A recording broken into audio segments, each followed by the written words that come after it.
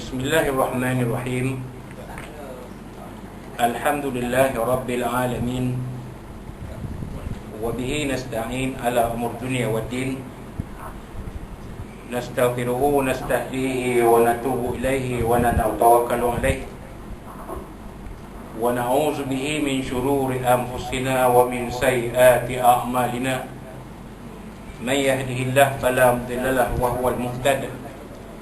وما يضلل فلن تجد له وليا مرشدا ولا هادي له أشهد أن لا إله إلا الله وحده لا شريك له وأشهد أن سيدنا محمدا عبده ورسوله اللهم صل وسلم وبارك على هذا النبي الكريم سيدنا وحبيبنا وشفيعنا وزهرنا ومولانا محمد المصطفى وعلى آله وصحبه ومن دعا بدعوته وتمسك بسنته وجاهد في سبيل الله إلى يوم الدين.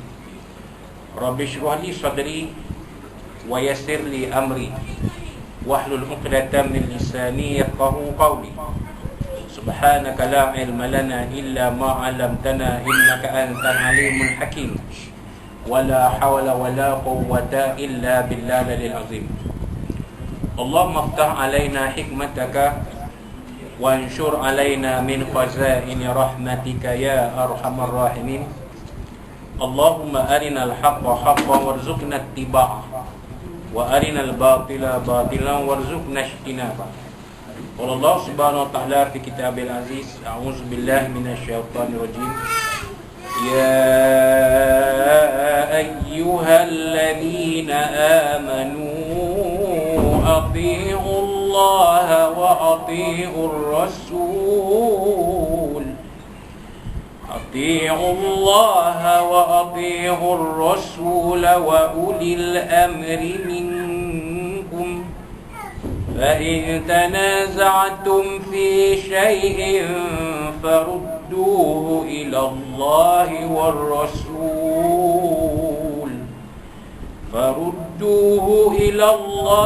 والرسول إن كنتم تؤمنون بالله واليوم الآخر ذلك خير وأحسن تأويلا. صدق الله العظيم. وقال نبينا سيدنا محمد صلى الله عليه وسلم بلغوا عني ولو آية وحديثوا عن بني إسرائيل ولا حرج ومن كذب علي متعمدا فليتبوأ مقعده من النار أو كما قال صدق رسول الله صلى الله عليه وسلم. Yang berusaha Al-Fadhil Ustaz Ahmad Kamil bin Ibrahim, yang berbahagia Syed Ismail, pengurusi komuniti PDRM Padang Tembak, yang berusaha Sarjan Cik Mat, pengurusi surau PDRM Padang Tembak, tuan-tuan, puan-puan muslimin muslimat sekalian rahimakumullah. Assalamualaikum warahmatullahi wabarakatuh. Amma ba'd. Alhamdulillah, alhamdulillah, pada malam Khamis ini 24 Jamadul Akhir 1443 Hijriah bersamaan 26 Januari 2020, terpanjatkan segala puji dan syukur kita kepada Allah Subhanahu Wa Taala yang pada malam ini sekali lagi kita berkumpul untuk sama-sama menunaikan solat fardu maghrib berjemaah dipimpin oleh Al-Fadhil Tuan Imam kita, berwirid dan mengaminkan doa dipimpin oleh beliau. Mudah-mudahan segala permohonan kita diperkenankan Allah Subhanahu Wa Taala, dan sekali lagi kita berada dalam majlis ilmu ini yang disebut oleh Nabi sallallahu alaihi wasallam sebagai Rawdatun min Riyadil Jannah, taman dari taman-taman syurga Allah SWT, dikurniakan rahmat kepada kita, dibawa turut oleh para malaikat, dikurniakan kita ketenangan, ini as-sakinah, yang ketenangan, dan dikurniakan ganjaran sebagai Allah SWT. Jadi apa yang saya cadangkan kepada Al-Fadhil, kepada yang berbahagia SM Ismail, pada Sarjan Cik Man, pada Ustaz Ahmad Kamil Ibrahim, kita mengadakan kuliah maghrib 2 kali seminggu, hari Isnin dan hari Rabu. Hari Khamis dan Jumaat bacaan Yasin. Hari Selasa tu mungkinlah kalau nak diadakan benda-benda yang lain, contohnya mengaji untuk dewasa, untuk kanak-kanak, untuk remaja. Dan hari Jumaat tu kita pun faham mungkin ada yang balik kampung dan sebagainya. Jadi 3 hari atau 4 hari kita adakan program di surau ini, supaya nampak pengimarahannya. Ya. Adapun setakat ini saya mohon keizinan daripada SM Ismail dan Encik Mat untuk memainkan peranan bersama Ustaz Ahmad Kamil menjadi penceramah untuk kuliah Maghrib mingguan kita hari Isnin dan Rabu. Kerana sekarang ni saya pun banyak free SM Ismail, banyak free ni. Orang dah senja kan. Dulu pernah satu minggu tiap-tiap malam. Isnin ada, Selasa ada, Rabu ada, Khamis ada, Jumaat pun ada dulu beberapa tahun yang dulu jadi sekarang ni kedekat pun dah kurang jadi orang mula-mula ramai. Tentulah pihak Masjid Surau di luar nak ustaz yang muda-muda yang tangkas-tangkas menyampaikan ilmu. Jadi kita ni dah banyak kurang dah, sementelahan setahun lagi nak separuh abad. Jadi tak apalah saya curahkan ilmu di surau pada tembak ini pula sebagai kita kata nak qada baliklah. Sebab surau ni dulu-dulu daripada 2008 sampailah ke tahun lepas tertinggal. Memang tertinggal. Kami bakal fikir pun terlepas pandang surau Penjaran Pada Tembak ni dulu. Jadi itulah nak cover balik lah ni, kira nak tebus balik lah apa yang telah kita tinggalkan, yang kita abaikan selama ini daripada pihak kami di Bakar IPK Perak. Jadi biarlah benda ni kalau boleh selagi hayat di kandung badan, selagi kami masih berada di IPK ni, insya-Allah kita akan bersama-sama mengimarahkan surau pada PDRM Pada Tembak ni, insya-Allah. Jadi apa yang saya ingin cadangkan kepada yang berbahagia SM Ismail dan juga Saja Cik Mat ialah ada beberapa kitab yang saya pernah bawa yang tertangguh ataupun terhenti disebabkan PKP di beberapa tempat. Dan tempat-tempat ini memang mereka bercerita nampaknya tak dapat teruskan oleh kerana sebab jemaah yang sangat kurang. Jadi ada 3 kitab. Pertama sekali insya-Allah malam ni kita akan kupas kitab ini, kitab Matan Arba'in Hadis 40 Imam An-Nawawi ni. Kita akan kupas malam ni bermula. Tapi memang dah di tengah-tengah lah, jadi bukan daripada awal lah. Nak tengok yang daripada mula-mula, kena tengok dalam YouTube, channel YouTube saya ada daripada mula-mula, daripada siri 1 hadis pertama sampai hadis yang terakhir, yang terkini. Jadi kita akan sambung je lah.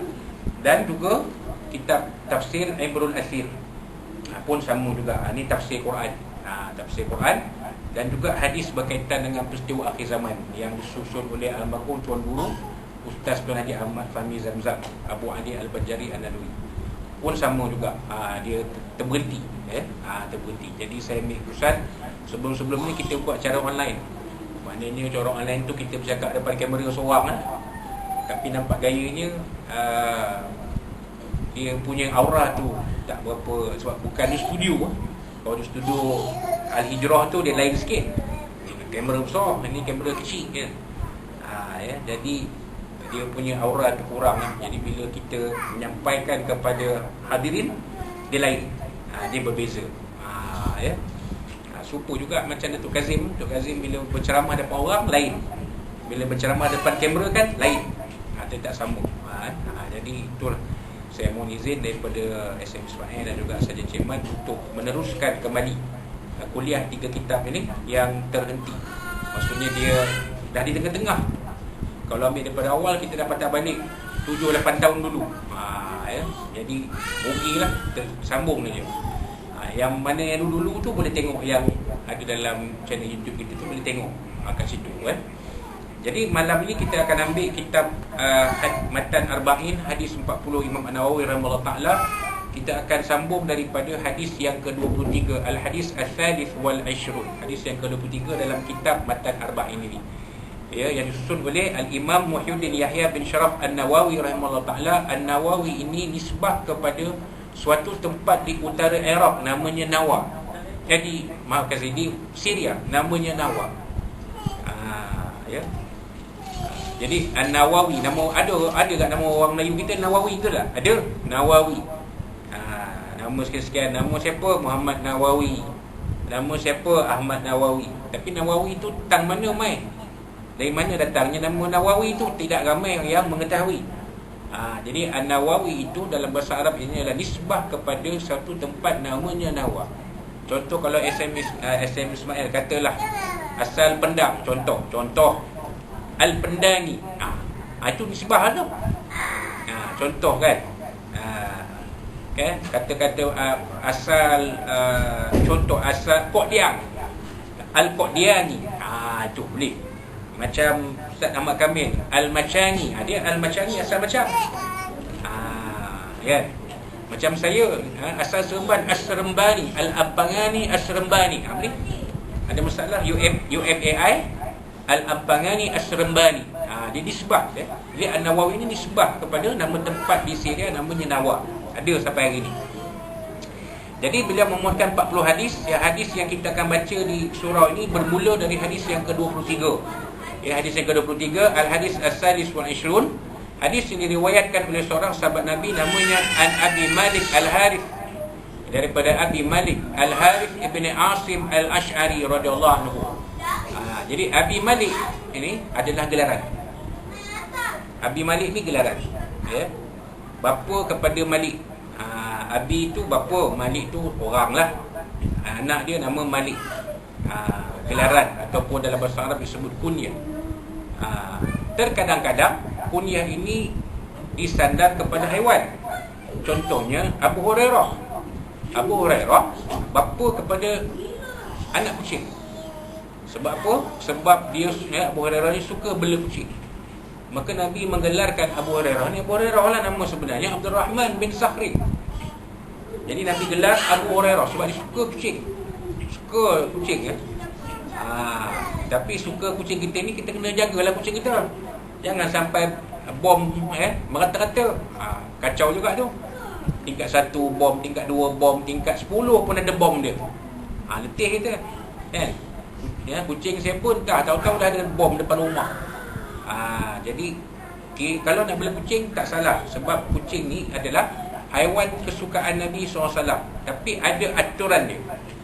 Hendaklah dididik kucing ni supaya berak kencing dia teratur. Ya, berak kencing dia teratur, tidak menyusahkan, tidak mengganggu orang lain, tidak mengganggu jiran tetangga. Ini kena tengok. Kalau tidak dia jadi macam yang kita sedia maklumlah, bom rata-rata tu. Kan? Jadi takkan nak panggil pet shop pun datang ambil. Saya sebenarnya panggil pet shop datang ambil. Mana-mana kucing yang berak mata ni tangkap, tak apa. Kita tangkap, bawa ke tempat dia. Siapa-siapa yang tuan dia, pergilah ambil kat pet shop ni, bayar compound. Contoh gitu. Itu Abu Hurairah. Tapi di sini bapa kepada Malik. Mana bapa kepada Malik ni gelaran ya. Al-Harith bin Asim Al-Ash'ari radhiyallahu anhu. Nama sebenar Abu Malik ni adalah Al-Harith bin Asim. Nama sebenarnya Al-Harith bin Asim Al-Ash'ari. Al-Ash'ari ni adalah nisbah. Nisbah kepada keluarga. Kalau kita pergi umrah, bila kita pasport nak cop pasport di Jeddah, di Matar Jeddah, dia bagi satu borang kecil kan. Dalam borang tu dia suruh kita isi nama apa semua. Ada satu kolom Ismul Ailah. Apa makna Ismul Ailah ni? Nama keluarga. Bila nama keluarga, bagilah nama keluarga kita. Kan Al-Ismaili ke, Al-Ibrahimi ke. Itu Ismul Ailah. Jadi Al-Ash'ari ni adalah Ismul Ailah, nama keluarga. Nisbah Al-Ash'ari. Boleh juga dikatakan nisbah itu kepada tempat macam kita sebut tadi. Kan An-Nawawi, As-Serembani, Al-Macani. Ada juga nisbah kepada keluarga Al-Ash'ari. Boleh juga dinisbahkan kepada kumpulan atau kelompok. Contoh Al-Ansari. Kan Abu Ayyub Al-Ansari radhiyallahu anhu. Al-Ansari ini nisbah kepada golongan Ansar, sahabat-sahabat Nabi yang berasal dari kota Al-Madinatul Munawwarah. Al-Ansar kan. Itu dia. Nak beza dengan orang-orang muhajirin. Orang-orang muhajirin yang berhijrah dari kota Mekah. Tapi tak boleh panggil muhajir kan. Tak boleh. Abu Bakar As-Siddiq Al-Muhajir tak ada. Cuma golongan Ansar tu Al-Ansari. Radhiyallahu anhu, Allah Ta'ala redha pada dia, pada Al-Harith ini. Qala, beliau telah berkata, qala Rasulullah SAW, Nabi SAW telah bersabda. Telah bersabda Rasulullah SAW, at-tahuru syatrul iman. Kebersihan itu adalah sebahagian daripada iman. Itu dia. Jadi ada nota kakinya. Panjang jugalah. Kita baca jugalah kerana ditulis oleh penterjemah kitab ni Maulana Abdul Qadir Husain Abdul Qadir Al-Yusufi, hafizullah taala. Beliau mengatakan at-tahur, kesucian itu adalah wudu. Ada pendapat menyatakan bahawa pahala wudu boleh berlipat kali ganda sehingga mencecah separuh pahala iman. Manakala pendapat lain pula mengatakan bahawa iman berperanan menghapuskan dosa lampau dan begitu juga peranan wudu. Adapun peranan wudu tersebut hanya sah dengan sahnya keimanan seorang. Oleh demikian dapatlah difahami kenyataan bahawa pahala wudu adalah separuh pahala iman. Selain itu ada juga pendapat yang menjelaskan bahawa yang dimaksudkan dengan iman dalam hadis ialah solat. Kesucian ialah sebahagian syarat solat, iaitu dapat diketahui bahawa ia adalah seperti separuh daripada solat dan ada juga pandangan selain ini. Ini pandangan-pandangan tuan-tuan. Tapi yang kita baca at-tahuru itu adalah kebersihan daripada perkataan tahir. Tahir, ada nama orang Tahir kan? Arwah tu saudara saya nama Muhammad Tahir. Tahir ni orang yang bersih. Jadi kadang-kadang nama ni tuan-tuan, nama ni dia bila kita bagi nama seseorang, perwatakannya akan tercermin kepada nama orang. Contoh kita bagi nama Halim. Pernah tak kita dengar orang nama Halim kasar-kasar? Kasar-kasar orang cakap pun maki hamun aja. Pernah tak kita dengar orang nama Halim maki hamun orang? Sedekat yang saya tahu belum lagi lah. Tapi kalau orang nama Halim cakap lembut, ada. Macam kita punya almarhum yang Tuan Agung dulu, Sultan Abdul Halim Muazzam Shah, lembut. Cakap pun lembut je. Kan? Tak pernah tinggi suara. Contohnya kita bagi nama orang Sulaiman contoh. Tengok dia punya perwatakan macam mana. Bagi nama Daud macam mana. Bagi nama Isa macam mana. Sebab itu kita disarankan memberi nama anak-anak kita dengan nama yang baik-baik. Kerana nanti perwatakan dia akan ada di situ. Jangan bagi nama anak Muhammad Dajjal. Mampu Muhammad Dajjal. Dan Muhammad Dajjal, Dajjal yang terpuji. Kacau tuan. Punya banyak nama, bagi nama Muhammad Dajjal. Pegawai JPN terima pula masuk dalam ni pula. Sudah. Anak tu dah besar, dia perasan nama dia tu teruk, Muhammad Dajjal. Dia ubah nama di JPN. Tapi tak boleh potong nama. Boleh alias saja. Ini masalah. Jadi sebelum kita dipersalahkan oleh anak-anak kita, biarlah kita bagi anak-anak kita nama yang baik. Jadi tahir itu bersih. Orang yang pembersih, Jadi tahur ini kebersihan. Kebersihan itu syatrul iman. Kebersihan itu adalah sebahagian daripada iman, cabangan daripada iman. Kata Nabi SAW. Jadi jelas, kebersihan itu sangat dituntut dalam agama, dituntut dalam Islam. Sebahagian daripada iman. Orang yang bersih ini ada keimanan pada dia. Tapi ialah kita manusia biasa tak sempurna. Kadang-kadang ada juga kekurangan di sana sini, kan. Tapi yang penting ni kita berusaha untuk menjaga kebersihan kita. Itu dia tuan-tuan. Walhamdulillahi tamla'ul mizan. Ucapan alhamdulillah memenuhi timbangan. Timbangan al-mizan ni timbangan apa? Disebut oleh penterjemah kitab ni bermaksud pahala alhamdulillah memenuhi timbangan al-mizan. Al-mizan ni maknanya timbangan yang diguna nanti di padang mahsyar pada hari kiamat. Hari kiamat nanti segala amal kita ni, perbuatan kita ni, baik ke buruk ni akan ditimbang. Alat timbang itu namanya al-mizan. Macam mana rupa ni jangan tanya. Jangan tanya rupa macam Ustaz, ada rupa macam dacing tu kah? Dacing Barisan Nasional contoh lah kan. Saya bagi nama lah dacing Barisan Nasional. Kan memang kita faham dacing tu. Sebab budak-budak sekarang tak kenal dacing ke apa. Dia tak kenal dacing. Tanya budak-budak sekarang ni kenal dacing? Tak kenal dia. Cuba tunjuk bendera dacing berlatar biru. Baru tahu dia ini Barisan Nasional ni. Tapi dia tak perasan tengah-tengah tu apa. Itulah dacing. Dacing guna buat timbang. Orang dulu kenal dacing. Kita budak-budak sekarang tak kenal Dacing, ada rupa macam dacing ke Ustaz? Tak tahu. Wallah alam, kita pun belum sampai ke situ. Jadi benda itu termasuk, benda-benda ini termasuk dalam apa yang disebut sebagai dipanggil benda-benda ghaib. Benda-benda ghaib ni, benda-benda ghaib yang kita wajib imani tetapi tidak wajib bertanya. Macam mana rupa tak payah tanya. Macam mana rupa arash tak payah tanya. Macam mana rupa syurga tak payah tanya. Macam mana rupa neraka tak payah tanya. Macam mana rupa alam kubur, itu tak payah, tak perlu tanya.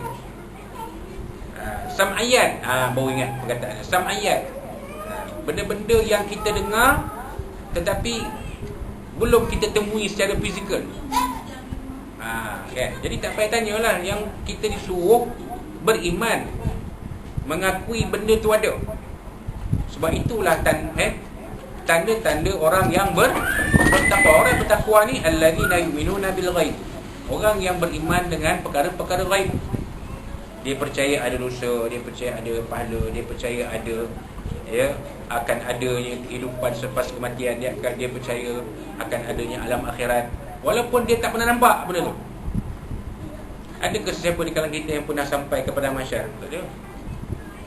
Tapi ada di kalangan kita yang pernah melihat gambaran padang mahsyar. Mana dia? Padang Arafah. Padang Arafah yang bukan sekarang, padang Arafah yang dulu. Padang Arafah sekarang penuh dengan pokok. Mana-mana je pokok. Jadi hilang gambaran padang mahsyar di padang Arafah tu. Tapi kalau tengok gambar dulu-dulu, padang Arafah yang dulu-dulu, tahun 70-an, awal 80-an, tahun 60-an, itulah gambaran padang mahsyar. Kalau kita nak bayangkan macam mana padang mahsyar, itulah dia. Padang Arafah yang lama tu, yang dulu-dulu tu, itulah dia. Memang satu apa pun tak ada, memang rata. Tapi adakah itu sebenarnya padang mahsyar? Belum tahu. Sebab benda ghaib, benda sam'iyat kita tak tahu. Kan? Gitu. Cuma kita disuruh beriman adanya padang mahsyar, beriman adanya mizan. Timbangan tu ada. Macam mana amal kita ditimbang, kiri kanan macam mana, Allah alam tak tahu macam mana rupa. Kan? Ada rupa macam penimbang elektronik tu, tekan-tekan pahala naik kira berapa, dosa berapa ada, tak tahulah macam mana rupa kan. Wallahu alam. Tetapi Nabi kata walhamdulillah tamlaul mizan. Ucapan alhamdulillah tu akan memenuhi timbangan al-mizan. Maknanya pahala daripada ucapan alhamdulillah tu sangat banyak. Sangat banyak. Jadi kita disarankan banyak-banyakkan melafazkan alhamdulillah. Benda baik pun alhamdulillah, benda buruk pun alhamdulillah. Benda buruk ni benda yang musibah. Contohnya macam baru ni tanah mendap kereta terjoloi sekali. Alhamdulillah, nak buat macam mana? Dah nak jadi. Tanah mendap, kereta pun terjoloi sekali. Nak buat macam mana? Kan? Macam kita lah, macam saya sendiri kena Covid. Alhamdulillah, kena Covid.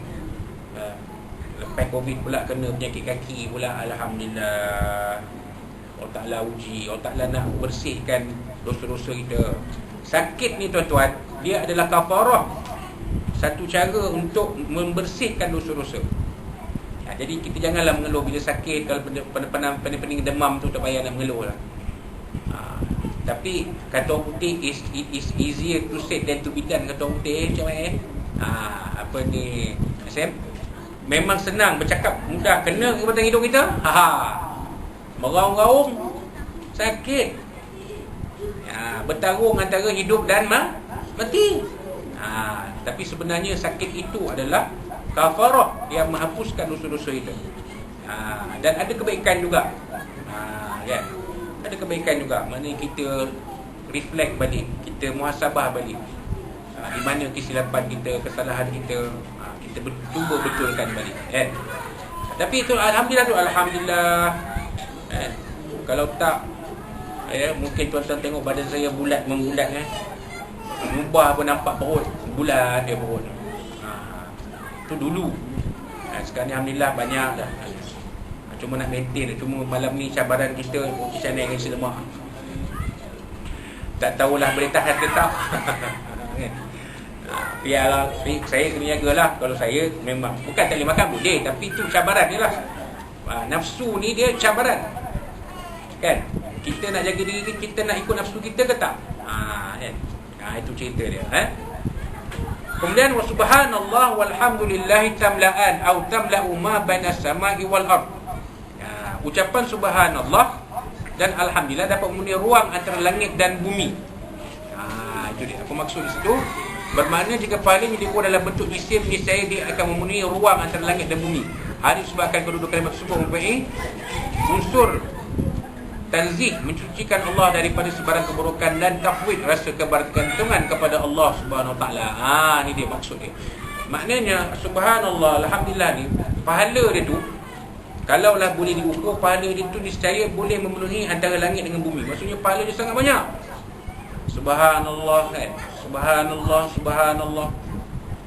Sebab itu kita wirid lepas sembahyang, subhanallah, subhanallah, alhamdulillah, alhamdulillah, kan? Itu cerita dia. Kemudian wassalatu nurun, dan solat itu adalah cahaya.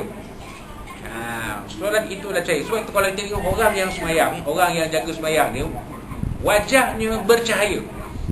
Bukan daripada wajah dia keluar cahaya, tidak. Maksudnya nampak seri wajahnya tu.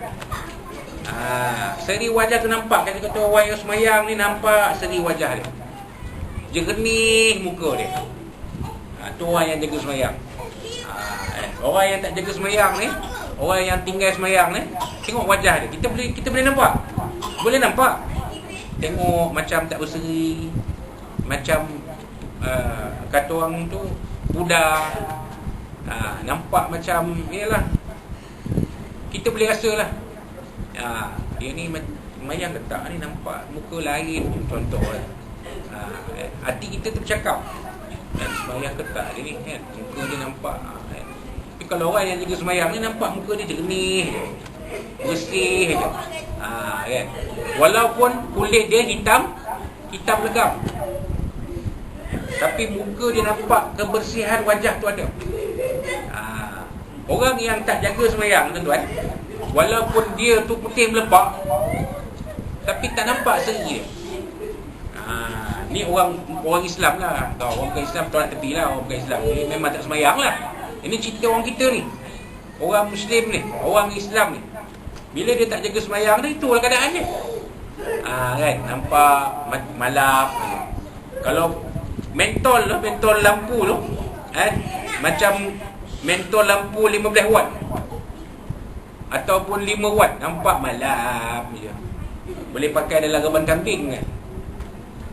Reban kambing kita pakai, kalau nak terang ke reban kambing, pakai mentol watt, mentol lampu bal tu 5 watt je. Cukup lah. Jangan gelap gulita reban kambing tu. Jadi rupa orang yang tak sembahyang macam tu, macam lampu bal mentol 5 watt, kan? Malap je. Tapi kalau orang yang jaga sembahyang, mentol lampu dia macam 100 watt tu, terang benderang tu, nampak. Sebab itu Nabi kata wassalatu nurun, sembahyang itu adalah cahaya. Dia menyinari diri kita, memberi ketenangan kepada diri kita. Kan? Sebab Allah Ta'ala sebut ala bi dzikrillah tatma'innul qulub. Apa cara nak menghindari stres? Cara dia tak ada lain, mengikuti Allah, sembahyang. Jaga sembahyang kita, stres kurang. Walaupun kita berdepan dengan pelbagai tekanan, tapi bila kita jaga sembahyang kita, tenang je. Relax, tak apa, tak jadi, insya-Allah tak apa. Ini semua ujian. Benda baik memang jarang kapet merah, tuan-tuan. Benda baik ni, kalau benda baik dia dapat kapet merah, niscaya Nabi dah dapat awal lagi daripada kita, tuan-tuan. Nabi itu dah dapat kapet merah, ada pemimpin Arab Quraisy yang dah bentang kapet merah pada Nabi. Sebab Nabi buat benda baik, mengajak mereka kepada agama Allah. Tapi tak. Jadi kita bila nak buat benda baik ni, jarang kapet merah, tuan. Nak buat benda baik, ada jalangan dia. Ada ini tak kena, itu tak kena, ini tak suka, itu tak suka, ini tak berkenan, itu tak berkenan. Sebab kita nak buat benda baik. Tapi kalau kita nak buat benda jahat, kawan kita ajak orang-orang, okey, no problem. Nak karaoke, okey. Nak urut masak, okey. Laju je. Nak pergi konsert, nak tengok Gaga Baganza, okey. Tak ada masalah. Buka clear je, buka TV clear je, buka handphone clear je. Tapi bila program benda baik, bila ceramah je, ada je gangguan, ada je masalah teknikal, ada je suara tak clear, ada je macam-macam. Benda baik kan. Itu dia. Wallahu a'lam. Wasadaqatu burhanun. Apa dia Nabi SAW kata? Dan sedekah itu adalah bukti. Sedekah itu adalah bukti. Bukti apa? Bukti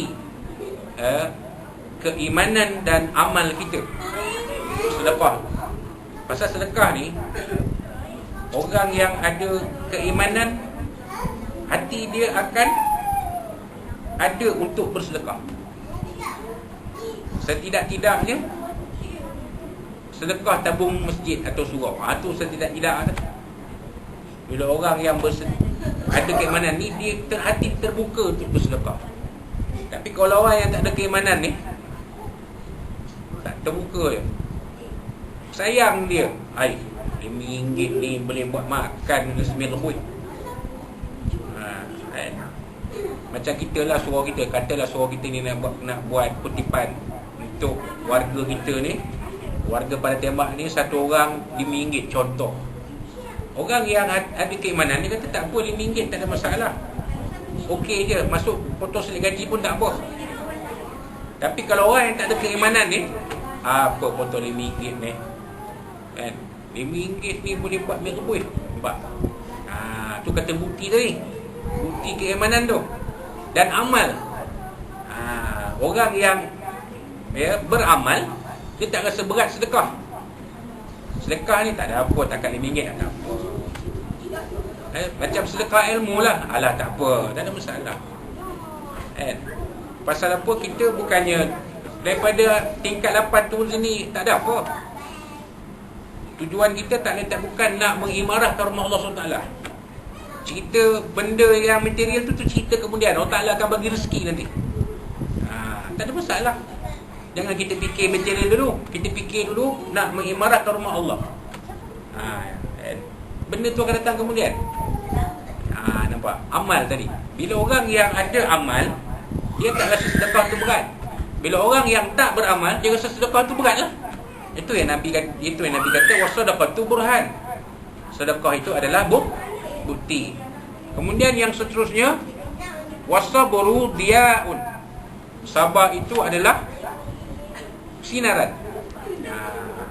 Sinaran dalam kehidupan. Macam Allah Ta'ala sebut dalam surah Yusuf, fasabrun jamil. Ya, sabar itu cantik.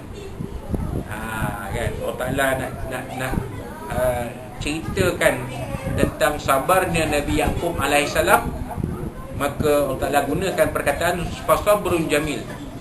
Sabar Nabi Yaqub menghadapi kerenah anak-anak dia. Ya, sabar Nabi Yaqub itulah sabar yang cantik. Jadi kita ni kena tanamkan sifat sabar dalam kehidupan kita. Jangan cepat nak meradang, jangan cepat pemarah, jangan cepat nak mengamuk. Sikit-sikit nak mengamuk, sikit-sikit nak lempar fail, sikit-sikit nak maki orang, sikit-sikit nak jerkah orang. Jangan tuan-tuan, sabar. Kan? Tengok je bom rata-rata ni. Tu dia dalam grup ni, siapa punya bom ni. Aku dapat je. Kucing yang bom ni memang aku sembelih lah. Aku campak dari tingkat 10 ke bawah mampu. Jangan tuan-tuan. Itu tanda tak sabar. Kalau tanda orang sabar ni, dia tanya, dia akan beritahu kepada yang berkenaan, silalah jaga kucing anda dan didiklah kucing anda untuk menghormati orang lain. Itu dia. Jadi itu tanda orang sabar. Memang hati kita panas, betul. Memang hati kita panas. Bayangkan buka pintu, ada bom. Tak panas ke? Panas kita. Tapi sabar tadi. Sabar itu adalah sinaran dalam kehidupan, menggambarkan sinar iman kita. sabar kata. Kan? Memang kita memang marah. Siapa tak marah, betul. Saya pun kalau kena batang hidung saya pun saya pun marah. Buka pintu rumah tengok ada bom kat depan. Macam memang kita mengamuk, tapi kita sabar, tak apa, relax. Binatang, haiwan, mana reti. Tapi yang salah tuan dia lah. Tuan dia tak ajar, tak didik. Itu dia. Bukan salah haiwan tu. Haiwan tu tak salah, dia tak ada akal. Haiwan ada akal ke? Tak ada akal. Dia ada nafsu tapi tak ada akal. Kita ni yang ada akal. Kenapa kita tak didik haiwan belaan kita supaya berhemah, tak melepaskan bom ke sana kemari? Nampak? Tu cerita dia. Wallahu a'lam. Kemudian Nabi kata lagi, wal Qur'anu hujjatul laka au alaika. Quran ini adalah hujah yang akan menyembelih kamu atau menyanggah kamu. Itu maksud dia. Maksudnya Quran ni, kalau kita beramal dengan Al-Quran, Quran ni akan menjadi hujah kepada kita. Kalau kita baca Quran, Nabi kata apa? Iqra'ul Quran. Bacalah kamu Al-Quran. Fa innahu ya'ti yaumal qiyamati. Maka Al-Quran itu akan datang kepada kamu, akan datang pada hari kiamat, syafi'an li ashabih. Jadi syafaat untuk tuan punyanya, untuk pembacanya. Jadi kita baca Quran. Tu gunanya Yasin malam Jumaat. Tu guna Yasin malam Jumaat. Kita baca malam Jumaat Yasin tu guna dia. Kita nak baca Quran semua tak berapa rajin sebab sibuk dengan urusan kita. Tapi kurang dapat baca Yasin malam Jumaat pun dah ada. Pagi Jumaat baca Kafi ayat 1 hingga 10. Kan? Jadi lain tu. Jadi Quran itu akan jadi hujah kepada kita. Tapi kalau kita meninggalkan Quran pun tak peduli kita kan. Kita tinggalkan Quran, Quran itu akan meninggalkan kita. Kalau kita mendampingi Al-Quran, Quran itu akan jadi syafaat kepada kita. Dia akan beritahu kepada Allah Ta'ala, ya Allah, masukkanlah pembaca aku ni ke dalam syurga. Pasal apa? Hari-hari dia baca aku. Hari-hari dia baca. Kan? Hari-hari tiap-tiap malam Jumaat dia baca surah Yasin. Pagi Jumaat dia baca surah Kafi. Lepas main isyak sebelum tidur dia baca surah Al-Mulk. Jadi kata Quran, ya Allah, kau masukkanlah pembaca aku ni ke dalam syurga. Nampak? Itu kata hujjatul laka au alaika tu maksudnya kalau kita tinggal Quran, Quran pun tinggal kita. Entah, aku tak tahu. Kata Quran. Nampak? Itu pun benda ghaib juga. Asalnya Quran ni dia benda ghaib juga. Macam mana rupa Quran? Kita tak tahu. Waktu di padang mahsyar macam rupa Quran kita tak tahu. Ada rupa macam manusia ke? Ada kaki, ada tangan, ada badan, ada tubuh, ada rupa. Wallahu alam, tak tahu. Tapi itu yang akan berlaku nanti di padang mahsyar. Kan? Quran akan jadi hujah pada kita atau menyanggah kita. Okey. Kemudian kullun nasi yaghdu. Apa dia tuan-tuan? Tiap manusia keluar pada awal pagi untuk melakukan amalan hariannya. Memang betul lah. Kita pagi-pagi ni, berpagi-pagi kita keluar ni nak buat kerja kita. Kan? Kemudian Nabi kata apa lagi? Faba'i'un nafsahu wa mu'tiquha au mubiquha. Jika amalannya baik, maka dia membebaskan dirinya daripada azab neraka. Itu dia. Kalau amalan dia hari itu baik, maka amalan dia itu akan melepaskan diri dia daripada azab neraka Allah SWT. Itu dia. Jika amalan dia buruk, maka amalan dia itu, perbuatan dia itu akan membinasakan diri dia sendiri. Nampak tuan? Nak cerita ni. Jadi tiap-tiap pagi-pagi ni, tiap-tiap pagi ni kita berdoa pada Allah. Ya Allah, jadikanlah amalan aku pada hari ini amalan yang bermanfaat untuk diriku, untuk keluargaku, untuk semua orang di sekelilingku. Dan jangan jadikan amalan aku ni suatu yang memberi mudarat kepada diriku, pada isteriku, pada suamiku, pada anak-anakku, pada ahli keluargaku. Mohon pada Allah Ta'ala. Sebab Nabi tersebut ni, kan? Nabi sebut, amalan kita ni kalau baik, lepaslah kita daripada api neraka Allah Ta'ala.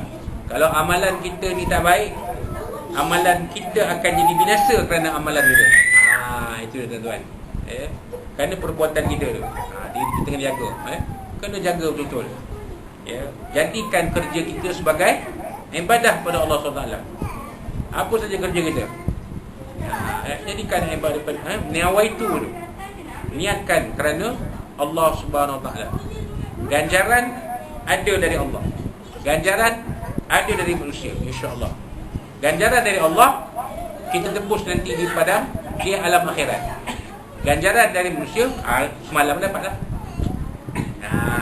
Tiap-tiap 25 dapatlah tu ganjaran dari manusia. Ganjaran dari Allah kita akan dapat bila? Nanti di alam akhirat kita akan dapat ganjaran dari Allah SWT. Itulah pahala kita itu, itulah dia dinar dan dirham kita, ringgit sen kita di alam akhirat.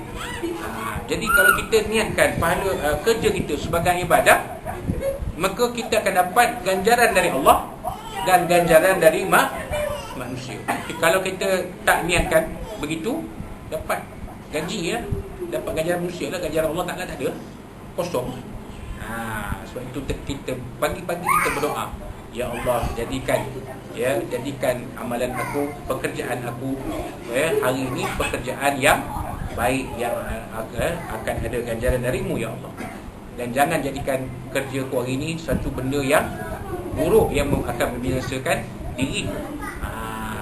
Itulah kata Nabi, sabda Nabi SAW dalam hadis yang diriwayatkan oleh Imam Muslim rahimahullah ta'ala. Ini dia hadis yang ke-23, insya-Allah.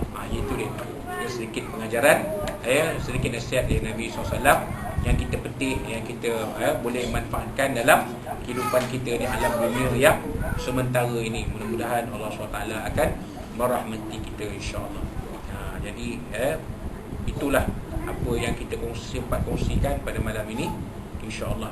Mudah-mudahan macam kita kata sebut tadi, apa yang kita ambil daripada hadis ni, apabila kita bawa lagi kehidupan kita, insya-Allah kehidupan kita akan jadi hasanah di dunia wa hasanah fil akhirah, baik dunia dan baik di akhirat. Dan mudah-mudahan Allah SWT mengurniakan kita barakah, mengurniakan kita rahmah, barakah dan keampunan darinya, insya-Allah.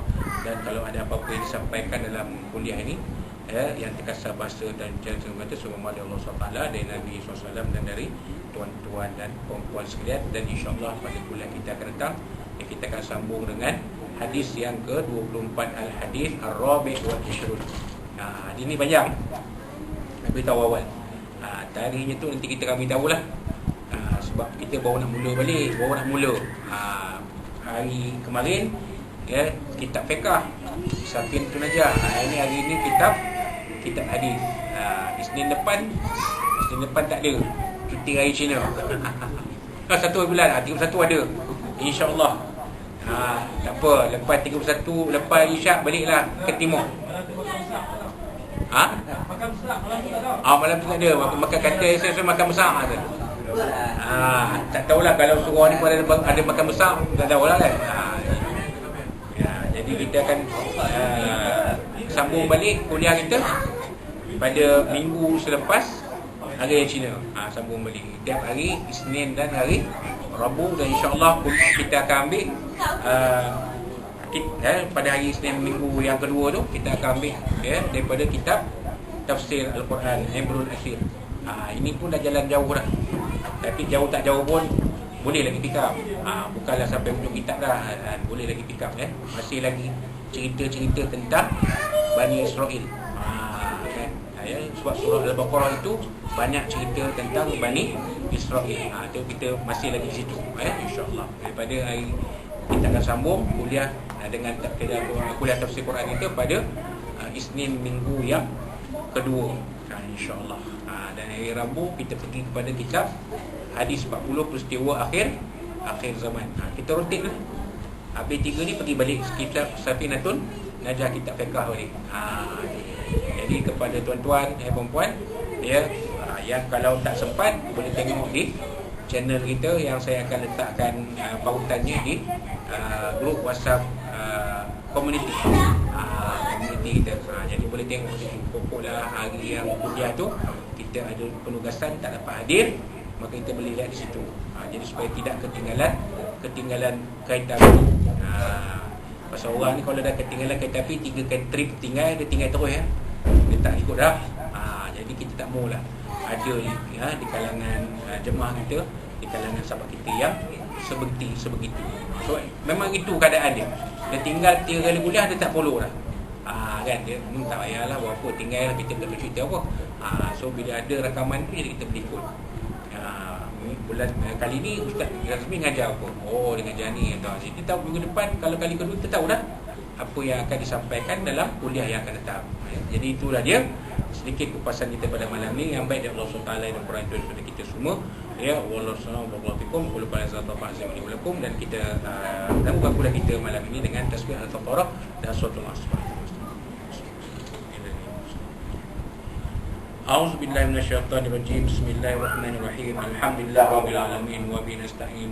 Wassalatu wassalamu ala asyrafil anbiya'i wal mursalin sayyidina maulana Muhammadin wa ala alihi Allahumma arham jama'an hadza jama'ar rumah tawfiqna ba'di tawfiq ma'suma.